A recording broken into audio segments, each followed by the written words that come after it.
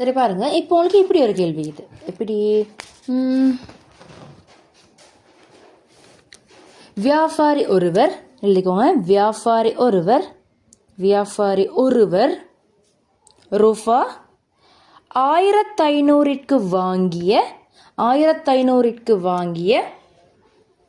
ஒரு சோடி பாதணியை 2 வீதம் நஷ்ட சதவீதத்துடன் விற்றால் 2 வீதம் நஷ்ட சதவீதத்துடன் விற்றால் விற்ற விலையாது.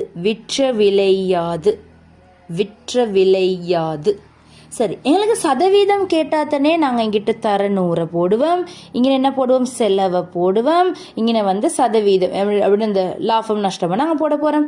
இப்போ எங்களுக்கு விற்ற விலை கேட்டுக்குது. விற்ற விலை கேட்டால் ஒன்று சேஞ்ச் ஆகும். இவர் இங்கே போவார், இவர் இங்கே வருவார்.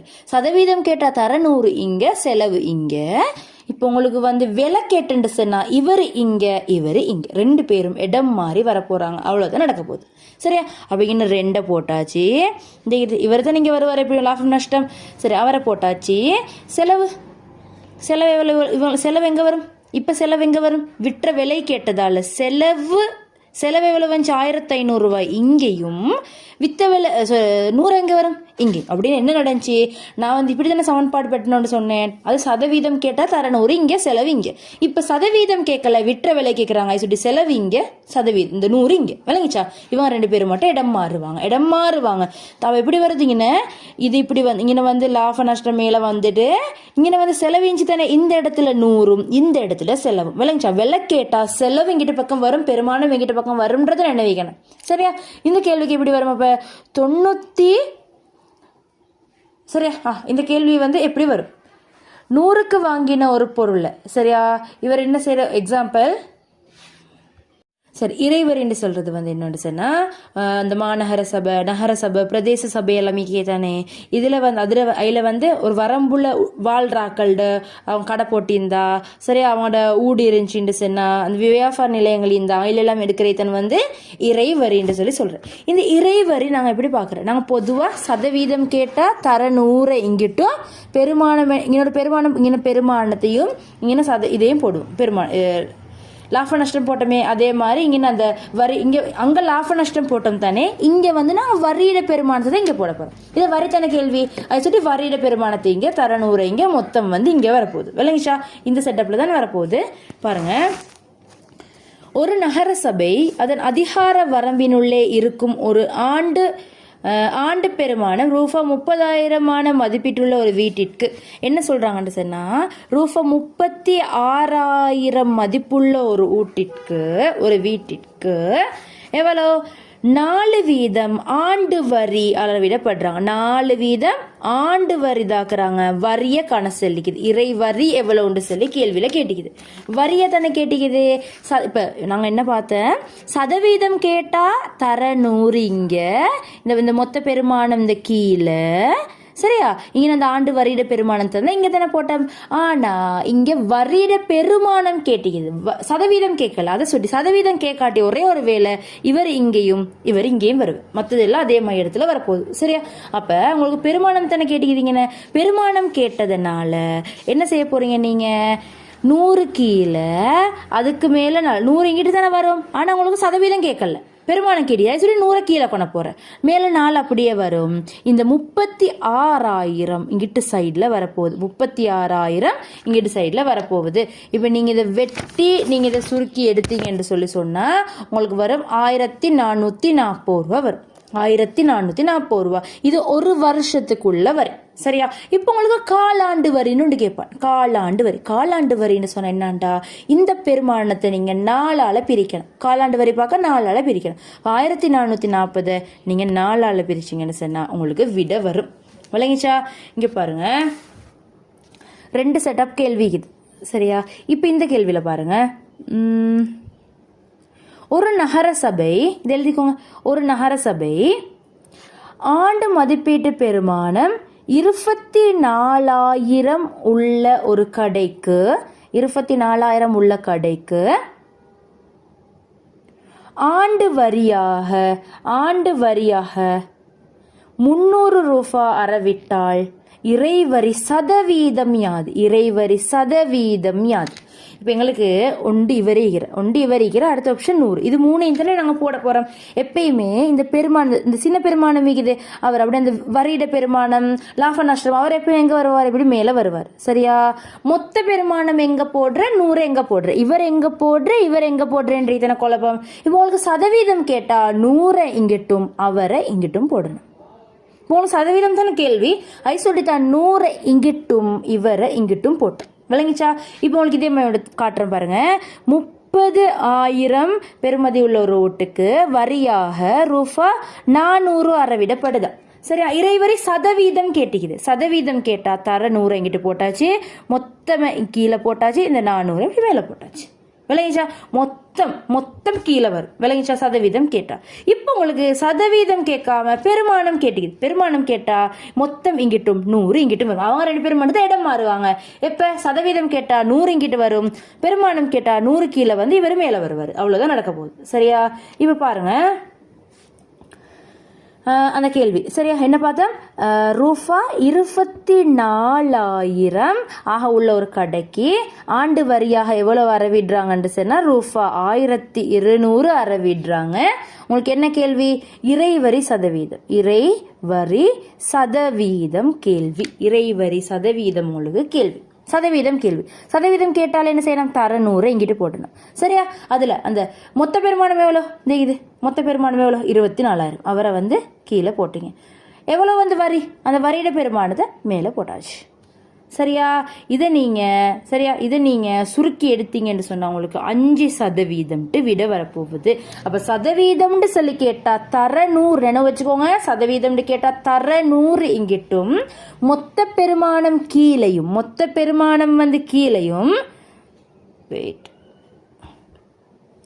சரி, மொத்த பெருமானம் வந்து கீழையும் என்னது அந்த அந்த இறைவரி லாபம் அதெல்லாம் அந்த சின்ன சின்ன பெருமானங்கள் இது அவங்க இப்படி மேலேயும் வருவேன். நீங்க என்ன வச்சுக்கோங்க, இவங்க 2 பேரும் மட்டும் தான் இடம் மாறுவாங்க. உங்களுக்கு பெருமானம் கேட்கிற டைம்ல இவர் இங்கேயும் இவர் இங்கேயும் வர. சதவீதம் கேட்கல தர 100 தன் கட்டாயம் இங்கிட்டு பக்கத்துல வரப்போகுது. சரியா? இப்ப நீங்க எழுதிக்கோங்க ஒரு கேள்வி, சதவீதம் கேள்விதான். சரியா? ரூபா 30,000 பெறுமதி உள்ள கடைக்கு ஆண்டு வரியாக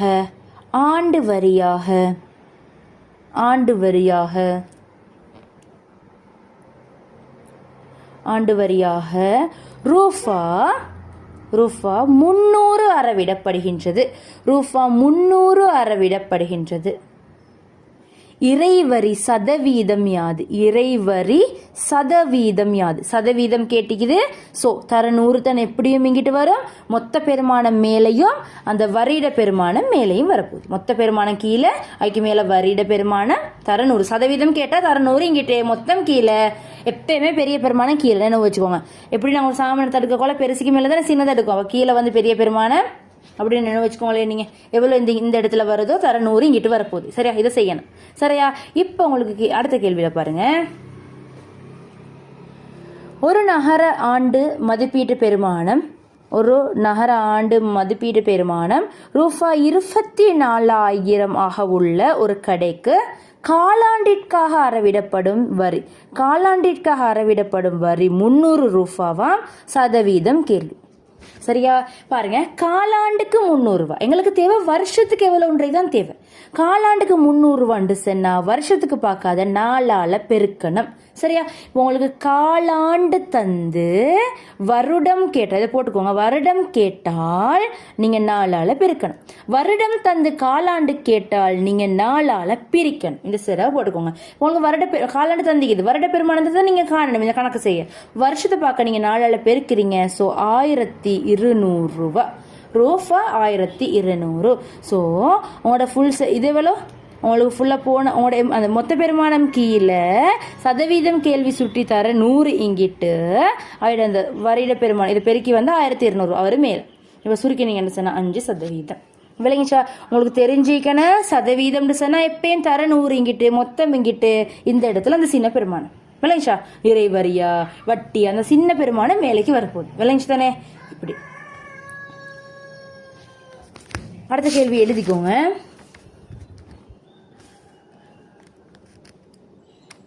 ஒரு நகரசபை அதன் அதிகார வரம்பினுள்ளே இருக்கும் ஆண்டு பெருமானம் ரூபா 28,000 என மதிப்பிடப்பட்டுள்ள ஒரு வீட்டிற்கு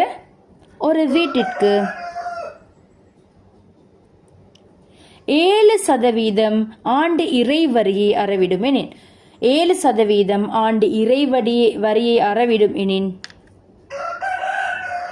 ஒரு ஆண்டிற்கு செலுத்த வேண்டிய இறைவரியை காண்க. வரியை தான் காண சொல்லிக்குது, சதவீதமே இல்லை. அப்போ நீங்கள் என்ன செய்யணும்? 3 தான் நீங்கள் போடணும். எங்கெங்கே போடணும்னு தெரிஞ்சுக்கணும். சதவீதம் கேட்டிருந்தா தர 100 இங்கே வந்திருக்கும். ஆனால் சதவீதம் கேட்கல. ஸோ தர 100 இங்கே வரும். மொத்த பெருமானம் எங்கே வரும்னு சொல்லி உங்களுக்கு தெரிஞ்சுக்கணும். பொதுவாக சதவீதம் கேட்டால் தர 100 இங்கிட்டு, மொத்தம் இங்கிட்டு, இந்த 7ன்றது மேலே. ஆனால் இங்கே சதவீதம் கேட்கல. அதனால மொத்த பெருமானம் இங்கிட்டு 100 கீழே. அதை போட்டு செய்யணும். அடுத்த கேள்வி அதிலேயே காலாண்டிற்கான இறைவரியை காண்க. காலாண்டு பார்க்குற என்ன செய்யணும்? 4 பிரிக்கணும். சரியா? இந்த கேள்வியை செய்யணும்.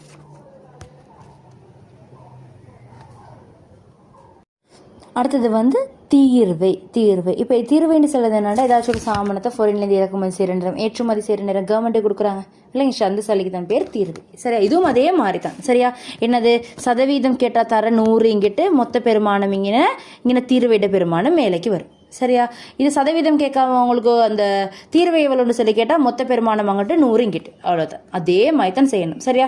இங்கே பாருங்கள், ஒரு குறித்த வகை கடிகார எழுதிக்கோங்க. ஒரு குறித்த வகை கடிகாரத்தின் இறக்குமதி பெருமானத்தில்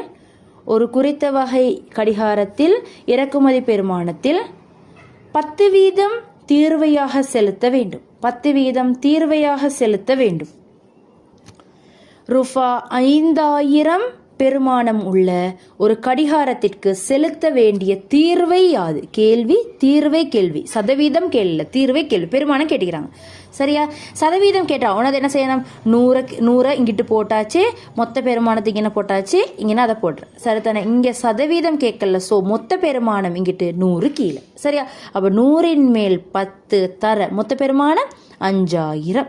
இப்போ நீங்கள் சுருக்கி எடுத்தா விட ரூபா 500 சொல்லி வரும். விளங்கிச்சா? இப்போ அடுத்த கேள்வி பாருங்க. ஒரு மோட்டார் வாகனத்தை இறக்குமதி செய்யும் போது அதன் பெருமானத்தில் 60% தீர்வையாக செலுத்த நேரிடும். 60% தீர்வையாக செலுத்த நேரிடும். ரூபா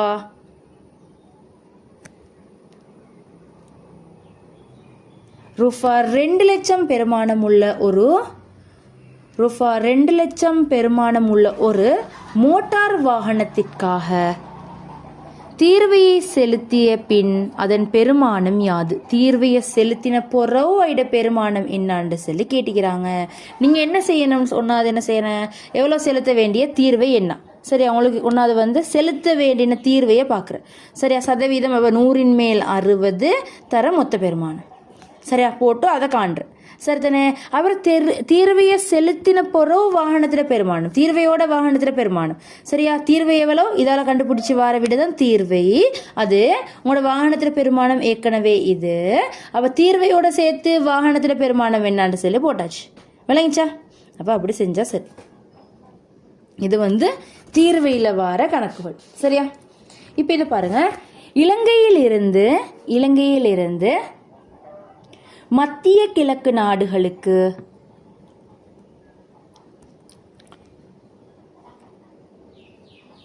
3 லட்சம் பெருமானம் உள்ள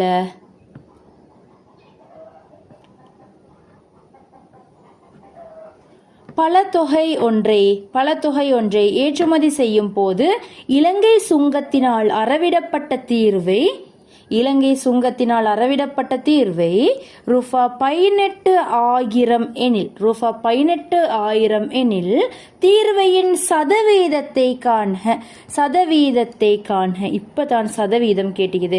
இது மொத்த பெருமானம். சதவீதம் கேட்டா தர 100 இங்கின மொத்த பெருமானம் எவ்வளவு 3 லட்சம். அதுல இருந்து இந்த பெருமானத்தை மேல போட்டாச்சு. இல்லைங்களா? சதவீதம் கேட்டா தர 100 இங்க மொத்த பெருமானம் இங்க. அது பெருமானம் கேட்டிருந்தா மொத்த பெருமானம் இங்க சதவீதம் இங்க. அவ்வளவுதான் நீங்க மாற போற விஷயம். சரியா?